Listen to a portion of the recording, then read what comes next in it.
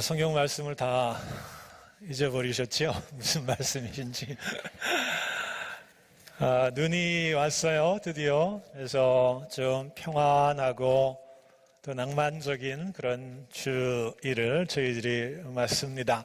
대강절 두 번째 주일입니다. 우리가 함께 대강절 초를 비추면서 두 번째 비추는 이 빛의 의미는 평화의 그러한 빛입니다.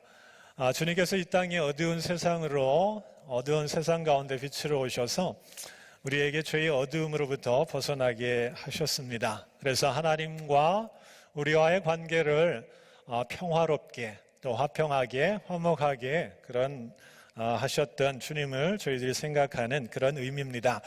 그래서 성경에는 지극히 높은 곳에서 하나님께 큰 영광이고 땅에서는 기뻐하심을 입은 자에게 또 평화로다 그런 말씀을 우리에게 전해주고 있는데, 성탄은 평화의 이미지를 담고 있고요. 또 영적인 관계의 회복, 이것들을 주께서 이루셨다라고 하는 강력한 그런 메시지를 전하고 있습니다.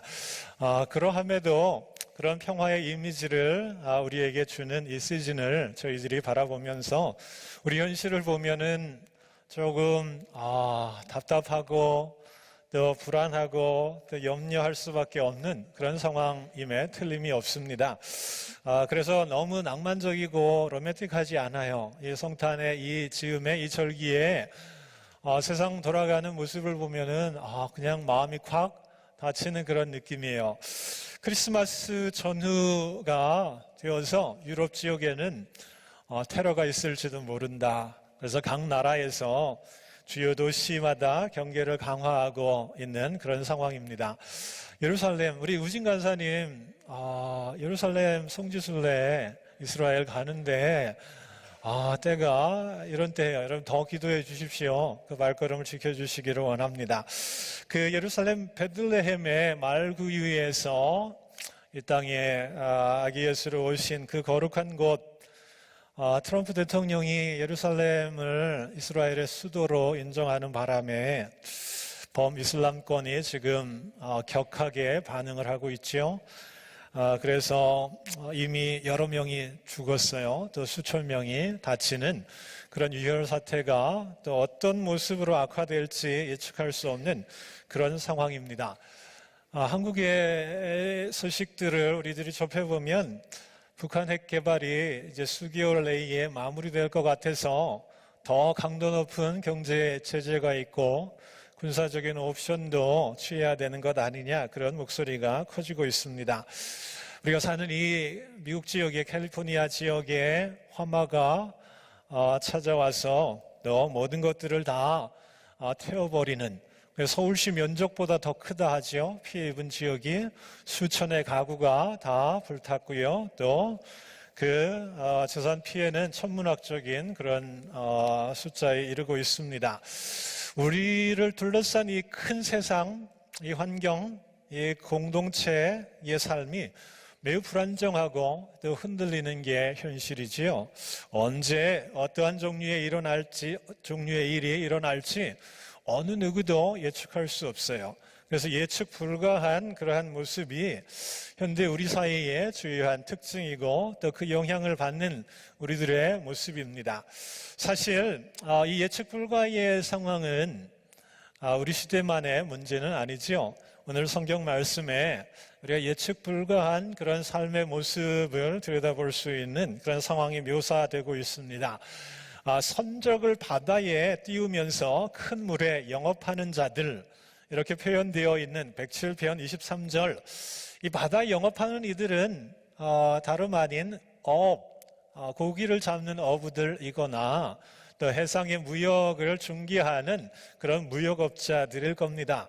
바다의 사나이들이지요. 해상의 전문가들입니다. 이들이 계절의 변화도 알고 날씨의 징조도 예측할 수 있고 기후 흐름에 따라서 어떻게 해야 할지 잘 아는 그런 사람들이지요. 과학적이지는 않을지 몰라도 굉장히 정확한 지식을 가진 그런 이들임에 틀림이 없습니다. 그런 이들이 풍랑을 맞는다라는 거예요. 배를 타고 육지를 떠날 때 예상하고 예측하지 못했을 겁니다. 그러나 자연의 그런 현상은 갑자기 그렇게 변수가 있고 변화가 있고 요동이 치는 파도를 이루고요. 바람이 그 배를 엄습을 합니다. 그래서 그들이 예기치 못하게 꼼짝없이 그런 상황에 그렇게 당해야 하는 그런 상황을 맞습니다. 그렇게 볼 때에 그들도 예측 불가한 상황을 맞았다라고도 우리들이 볼 수 있고요. 또 그 시대뿐만 아니라 또 눈을 돌려서 더 우리들의 삶에 가까이 우리들이 들여다보면 저와 여러분 살아가는 이 삶에도 예측 불가라고 하는 특별한 상황은 그 특징은 우리의 삶의 주요한 특징입니다. 건강한 이들도 이 몸속에 그 유전자적인 병력이 있으면 예기치 못한 상황 가운데 그것이 발병이 되고 확정이 되어서 투병해야 하는 그런 상황을 맞게 됩니다. 나이가 들면 몸이 약해지지요. 기능이 저하가 되어서 어느 순간에 그것이 드러나는 그러한 질병으로 그렇게 그 순간을 맞닥뜨려야 합니다. 겉보기에 건강해도요, 언제 심장마비로 어려운 상황에 직면할지 누구도 예외로 스스로 장담할 수 없는 그런 예측 불가한 상황들이 우리의 삶의 모습이기도 합니다. 관계 속에서, 가정 안에서 우리의 자녀들 이런 곱게 잘 자라고 부모의 기대와 또 예측 가운데 잘 자라는 것 같지만 어느 순간 부모의 생각과 좀 다르게 생각하고요. 자신의 어떤 가치나 생각을 주장합니다. 고집합니다. 그런데 부모의 시각으로 보기엔 그것이 좀 리스크가 있고요. 어려움이 있는 그런 모습이에요. 우리의 자녀들이 세상에 진출할 때에 정말 부족하여서 마음이 약해지고 정신적으로 흔들려서 어려움을 겪는 그런 일들도 일어납니다. 예측 불가한 그런 상황이 일어나게 마련이에요. 우리가 수고하고 땀 흘리는 기업이나 회사의 그런 경제적인 경쟁력이 약화되어서 개인의 의사와 상관없이 실직을 해야 하고 사업을 접어야 하는, 그래서 하루아침에 생활과 생존을 위해서 또 땀 흘려야 하는 그런 상황이 우리의 주변의 상황입니다. 사고나 사건도 한몫하지요. 미국 사회에 더 이상 총기 사고가 특정 지역에 관계된 그런 일이 아닙니다. 사람들이 많이 모이는 그런 장소나 시간에 이제는 가는 것조차도 꽤 힘든, 부담이 되는 그런 상황이지요. 긴장해야 하는 그런 특별한 상황 가운데 우리들이 살아갑니다. 운전도 잘해도, 방어운전을 해도 다가오면서 또 들이받는 예기치 않는 그런 많은 상황들, 이처럼 우리의 작은 단위의 삶에도 이 예측 불가한 그런 삶의 특징이 우리 가운데 분명히 있고요. 그래서 그것 때문에 이제 우리 안에는 내면적으로는 막연한 두려움이 있어요. 막연한 불안감이 있고 또 그것을 벗어날 수 없기에 우리의 마음에 언제나 쫓기며 긴장의 팽팽함이 있고요. 불안한 모습들이 있다 해도 과언이 아닙니다.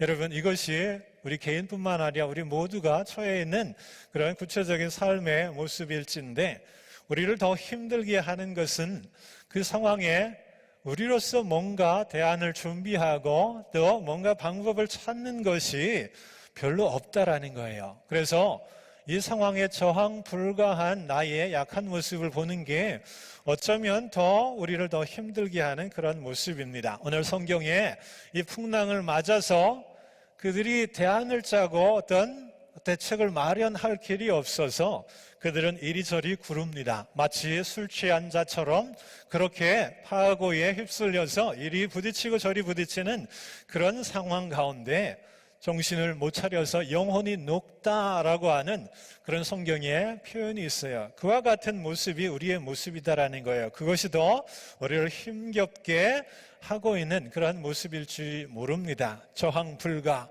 우리의 한계, 맞서 싸우는 힘이 없는 우리의 모습. 사실 우리가 맞서 싸워서 헤쳐나갈 지혜와 힘과 능력이 있으면 뭐가 문제겠어요?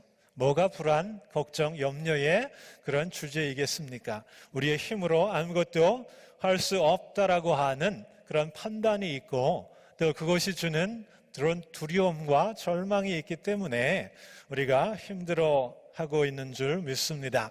이렇게 여러분 생각해 보십시오. 예측 불가한 삶의 상황들, 변수들이 우리 가운데 일어나고 저항 불가한 나의 약한 모습이 이 쌍을 이루어서 우리 시대의 모든 이들 가운데에 또 문제가 되고 또 두려움이 되고 또 그것이 불안의 주요한 요인이 되기 때문에 우리는 어느새 부정할 수 없는 그런 가운데 절망과 두려움, 무기력과 패배의식, 또 다른 말로 평안이 없는 그런 내면적인 또 외면적인 삶을 살아간다 할 수 있습니다. 여러분, 제가 이렇게 너무 부정적으로만 묘사했나요?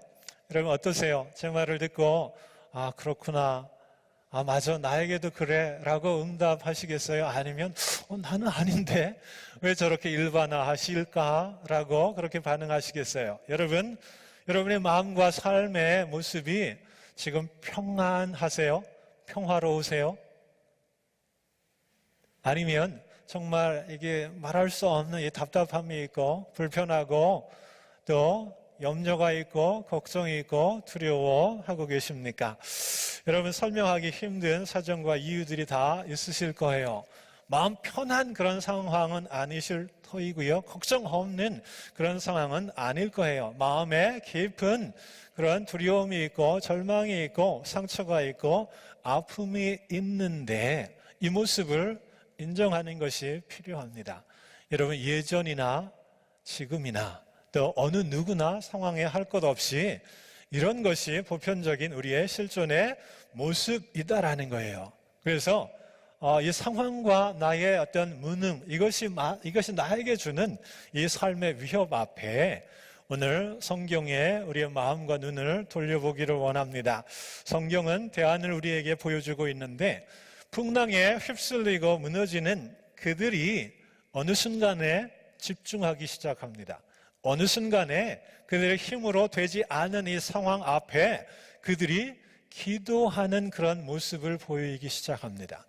여러분 절박해서 자연스럽게 나오는 그런 거겠지 라고 그냥 넘기지 마시고요. 우리의 삶에 적용해 볼 때 대안이 여기 있구나, 우리가 빠져나갈 또 해법을 찾는 것이 이것이구나, 그렇게 바라보면서 여러분 하나님께 부르짖는 그 모습들을 떠올려 보십시오. 풍랑은 파고는 높은 그런 상황 가운데 그들이 조금의 정신을 차리고 기도로 집중하면서 함께 부르짖습니다. 모두가 부르짖어요. 그냥 대안이 없어서 하는 그런 행동이 아닙니다. 어느 순간에 그들의 마음 가운데에 이것이 정말 전능자의 힘과 능력 가운데 헤쳐나갈 수 있는 그런 문제로 직감하고 그 전능자를 찾는 귀한 마음이 있었다라는 거지요. 기적이 일어나기 시작합니다. 기도로 말미암아 상상할 수 없었던 일들이 일어나게 됩니다. 요동치던 그 풍랑과 파고의 높은 모습이 잠잠해지기 시작합니다. 그에 따라서 죽음 직전까지 내몰렸던 그들의 마음도 평안을 되찾기 시작해요. 그 평안 가운데 그들이 되돌아가는 그 꿈이 이제 소원의 항구까지 이르게 되는 그런 상황을 맞게 됩니다. 여러분 참 신기하지요? 그냥 그런 일도 있을 수 있겠다 이 정도로 반응하시면 안 됩니다. 신기한 그 이면에 기도의 능력이 나타나는 것을 우리들이 보고 있는 그런 말씀이에요. 기도했더니 바다가 평정되고요, 잔잔하게 되는 일이 일어납니다. 이거 설명할 수 있겠어요? 이 과정 프로세스의 구체적인 것들을 우리가 설명할 수 있겠습니까? 설명해서 이해할 수 있는 그런 차원입니까? 이성이나 과학이나 논리나 지혜나 경험이나 어떤 것을 들이대서 우리들이 제대로 이해하고 또 설명해낼 수 있는 그런 상황이 아니다라는 거예요. 그래서 성경은요, 참 신기하고 기이한 일이다라고 그렇게 표현하고 있어요. 그들이 기도했더니 참 하나님의 놀라운 일이 신기하고 기이한 모습으로 그들 가운데 나타났다. 31절 하나님께서 인생에게 행하신 기이한 일이다라고 그렇게 표현하고 있습니다. 설명이 안 되니까요. 이해가 안 되니까요. 그러나 기도했더니 그들이 기도한 내용 가운데 기적과 같은 일이 일어났는데 그것이 너무나 충격적이고 놀라운 일이기에 그것을 하나님의 신기한 일로 그렇게 고백을 하고 있습니다. 결국 오늘 시편 함께 읽은 107편의 이 부분적인 말씀은 하나님의 전능하심에 대해서 이야기하고 있는 거예요. 그것을 믿고 그 예측 불가한 상황 앞에서 무기력하게 당하고 있는 그런 실존은 그 전능자를 향하여서 기도할 때에 그분이 베푸시는 은혜와 능력 가운데에 삶이 잔잔하고 평안을 이룰 수 있고요. 그것을 경험할 수 있다라는 거예요. 요즘 제가 제 머릿속에 기억되는 몇 마디 말이 있어요. 한홍 목사님이라고, 여러분 그 설교집 책자 그분이 쓰신 글 리더십에 대해서 예전에 많이 쓰셨는데 이제는 담임을 하고 계셔서 이제 설교집도 내시는 그런 분이세요. 그분의 그 책을 읽어가는 가운데 이런 말이 있어요. 길이 없는 것이 아니다. 우리 눈에 보이지 않을 뿐이다. 그런데 기도하는 자들은 그 길을 볼 수 있고 갈 수 있다라는 말이에요. 여러분 기도하는 가운데 놀라운 일이 일어납니다. 이것은 신비예요. 하나님 우리에게 주시는 신비예요. 그 신비의 영역 가운데 우리가 경험할 수 없는, 설명할 수 없는 그러한 은혜이지요. 여러분 우리가 기도하는 가운데 길이 열립니다. 예측 불가한 상황 앞에서 우리의 무기력한, 저항 불가한 우리의 모습 보고 그냥 실족하고 낙담하고 절망할 것이 아니라 여러분 우리에게는 특권이 있지 않나요? 기도할 때에 또 우리가 헤쳐나갈 길이 열리고요. 우리들이 볼 수 있다는 거예요. 그 기도의 능력 가운데 하나님을 만나게 되는 그 순간이 바로 우리들이 당하는 위기와 고난과 또 평안치 않는 그런 삶의 모습이다라는 것이지요. 겨울철에 플로리다에 간 일이 있습니다. 제가 직접 보았는데요. 날씨가 좀 따뜻해서 또 바다에 들어가서 수영할 수 있는 그런 날씨이지요. 그러나 그날에는 참 비가 좀 이렇게 오는, 그리고 먹구름이 잔뜩 끼어 있는, 또 파도가 거세게 그렇게 치고 있는 그런 날이었어요. 그래서 어느 누구도 그 바다에 들어가서 수영하는 것을 생각지도 못하는 그런 날씨였어요. 그런데 그 밀려오는 파도를 즐기고 있는데 사람들이 있는 거예요. 두 사람이 그 파도에 휩쓸려 있는 것처럼 보였어요. 그 넓은 이 바다에 사람은 아무도 없는데 사람 둘이 바다에 휩쓸려 있는 그런 모습으로 비춰져서 너무나 놀라운 일인 거예요. 저 사람들이 미치지 않고 또 전환당하지 않고 거기에 있을 이유가 없는 거지요. 걱정하는 마음으로 더 이렇게 더 들여다보았는데 그들이 이 바다에 빠진 게 아니더라고요. 그들이 바다에 들어간 거예요. 그래서 파도에 휩쓸리는 게 아니라 파도를 타고 있는 거예요. 그들이 이 보드 있잖아요. 서핑 보드를 타고 있는 거예요. 정말 젊은이들인데요.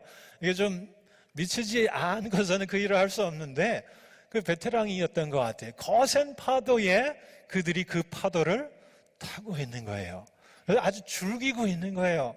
우리가 처음 봤을 때는 굉장히 걱정스럽게 쳐다보았는데 그들은 유유자적하게 밀려온 파도를 타고 있는 그런 모습들을 마침내 확인할 수 있었다라는 거지요. 그들에게 파도가 거세면 거셀수록 정말 두려움과 불안과 이것이 아니라 즐거움과 또 파도를 타는 그 어떤 느낌이 있는 그런 상황이지요. 거센 파도가 그들에게 다가와도 문제될 것이 없어요. 서핑 보드 위에 그들이 균형 잡고 파도를 타면 문제가 되지 않습니다. 여러분, 우리들 각자의 내면과 삶 가운데 거센 파도가 우리를 불안케 하고 우리를 요동쳐도 예측 불가한 이슈 앞에서 내가 무기력함 때문에 내가 힘들어 해도 우리도요, 기도라는 그런 서핑 보드를 타면 문제가 없습니다. 영적인 민감함으로 균형을 잡고 기도 가운데 그 파도를 탄다면 파도를 헤쳐나갈 수 있고요. 파도를 통해서 하나님이 함께 하심을 경험할 수 있어요. 하나님의 은혜와 능력으로 우리들이 그 파도를 이길 수 있고요. 또 더 크신 하나님의 능력을 찬양하고 감사할 수 있는 기적과 같은 일이 불안과 염려와 걱정을 가져다 주는 삶의 그 상황 가운데 우리들이 경험할 수 있다라는 것이지요. 평안이 없다면 다시 기도라는 채널을 통해서 우리에게 다가오시고 또 우리를 평안케 하시는 그 주의 오심을 우리가 기도했으면 좋겠습니다. 이 대강절 기간에 여러분 기도하면서 주님께서 오시면 2000년 전에 하나님과 화목한 길을 이루신 것처럼 오늘 내 마음과 내 믿음 가운데 주님 오시면 내가 겪는 이 불안과 이 평안 없는 삶에서 나를 붙잡아 주시고요. 또 건져주시고 또 이겨나갈 수 있도록 우리에게 은혜를 주실 것을 믿습니다. 기도의 능력 가운데 소원의 항구로 우리도 다시 돌아올 수 있도록 우리가 함께 기도했으면 좋겠습니다. 여러분 이 찬양하면서 우리 함께 고백했으면 좋겠어요. 우리의 약함은 한 어떤 특정한 개인의 문제가 아닙니다. 여러분 모든 분들 마음속에 이 약함이 있어요. 우리가 살아가는 삶의 두터운 이 위험과 위기 앞에 내 힘은 너무나 작거든요. 그러나 우리에게 주님이 계시고 오셔서 기도 가운데 그 능력을 보여주시기에 문제 없습니다. 그 믿음으로 함께 찬양했으면 좋겠어요. 함께 일어나서 이 고백 함께 했으면 좋겠습니다. 전능하신 하나님,